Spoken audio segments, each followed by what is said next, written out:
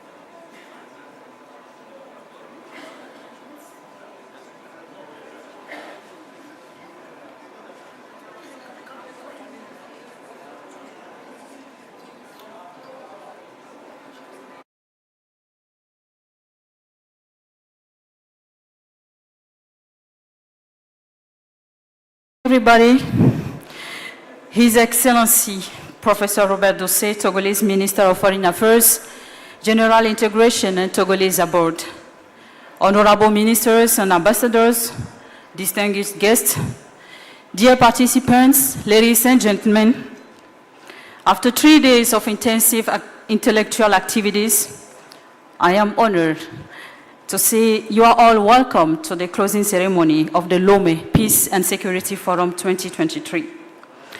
To this end, we will be listening to 3 official speeches. First, please welcome the chairperson of the LPSF, Lome Peace and Security Forum, Mr. Abdiset Muse Ali, former Minister of Foreign Affairs of Somalia, as he presents the summary of the deliberations. Thank you.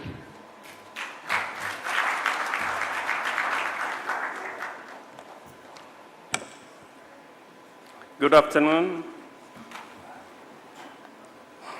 Excellencies, Honorable Ministers, distinguished guests and participants, experts. Thank you very much for your participation and inputs for the last few days here and for your experience, generously sharing your expertise and engaging in such as fruitful, constructive, open, and frank exchanges throughout last 3 days. I would like to thank the ministers who came from different places, who have been with us, speakers, experts, and the youth who traveled to Lome in order to share their knowledge, experience, and questions and comments. I would like also to thank many of the envoys and former prime ministers and former ministers who were also with us. I also would like to thank the Ministry of Foreign Affairs of Togo, the team of Lome Peace and Security Forum, and the government and the people of Togo, their leadership and support for us to facilitate the reflection of high quality exchanges you have seen in the last few days, especially on the 5 panels that we have seen, specifically around the topic of transition to democratic governance. So I will just go through the summaries of, I was drafted to share with you some of the summaries. The first day we had a ministerial session where also experts were there. Ministers also are experts. The issues raised were the need to listen to non-state actors, to hold discussions with difficult people and issues, and to discuss and dialogue about impossible problems. It was recommended that the forum should create a niche for itself as a different to what was experienced. Some even mentioned it should not be a talk shop, it should be do shop. Repeatedly, it was mentioned that we need to pursue solidarity with our African people and countries. There was a mention of the need to recognize Africa's past and the role of external actors. And repeatedly, it was mentioned Africa needs to be respected and treated as an equal partner. And it was also raised we should be very careful of branding other people's problems as African problem. Some of the countries like Mali, Burkina Faso, Niger are going through a very difficult time. and they are not receiving the solidarity from our African brothers and sisters and countries. It was mentioned also there is inequality in the application of ideals like human rights and protection of human beings. And then punishment was said to be destroying the solidarity and compassion of Africa.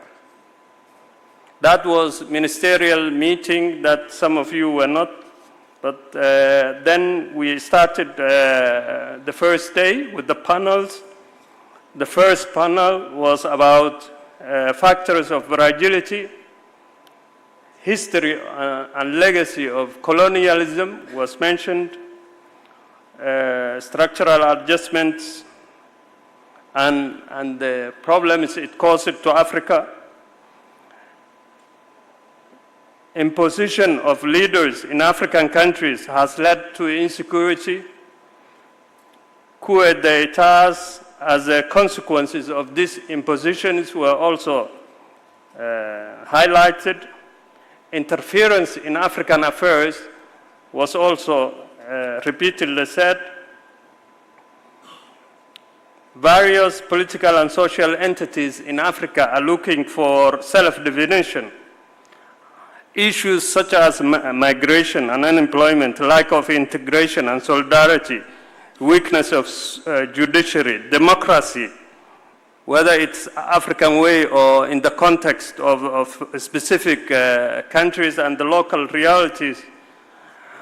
Again, sovereignty comes back, and then Africa should pursue politics of cooperation. Insurgencies, different insurgencies were mentioned, Boko Haram and others, and how they affect institutions and governments. Young people are as a great resource for Africa in a situations of fragility.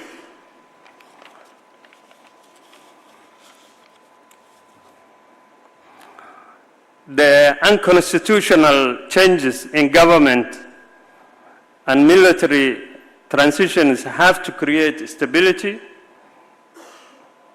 and they will prepare the ground of further coup d'etat unless they deepen the conducive environment where the militaries go back to their specialty, which is to protect the nation and the institutions.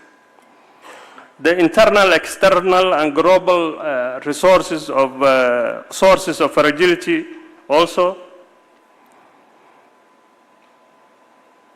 The key messages were around those.